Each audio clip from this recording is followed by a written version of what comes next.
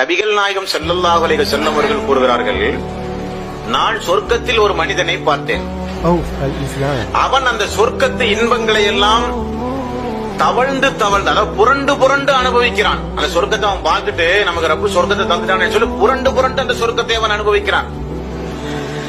இவ்வளவு சந்தோஷமாக அந்த சொர்க்கத்தை அனுபவிக்கக்கூடிய அந்த மனிதனுடைய நற்கம் எந்த செயலின் மூலம் அது சொர்க்கத்துக்கு போனார் அல்லாஹ்வுடைய ரசூல் சொல்லும் போது கூறுகிறார்கள், வீதியில போகும்போது ஒரு மரத்தினுடைய கிளை மக்களுடைய தலையில் பட்டு இடையூறு எடுத்து கொண்டிருந்தது. அந்த இடையூறுல அந்த கிளையை பிச்சு போட்டு மக்களுக்கு அந்த இடையூறுல இருந்து அவன் காப்பாத்தினான். இதெல்லாம் ஒரு இபாதத்தா, வணக்கமா இது? ஆனா இஸ்லாம் சொல்லுது பாருங்க, அவன் செய்யும் போது உள்ளத்துல என்ன எண்ணம்? மக்களுடைய இடையூறுகளை போக்கும் போது அல்லாஹ் நமக்கு கூலி தருவான் நினைச்சான். பாத்தீங்களா? அந்த நினைப்புக்கு ரப்புல் ஆலமீன் கொடுத்த பரிசு தான் சொர்க்கத்துக்குள்ள போன்ற சொல்லிட்டான். அப்போ இது சின்ன அமல் தானே, இது பெரிய அமல் தானே, இது வழக்கமா நம்ம செய்யறது தானே என்று பார்க்க கூடாது. எந்த அமலாக இருந்தாலும் வாழ்க்கையில எப்பவுமே அதிகமா அமல்களை அதிகமா செய்து கொள்ள பழகிக் கொள்ள வேண்டும். அதான் இறை விசுவாசத்துடைய பண்பாக இருக்கணும்.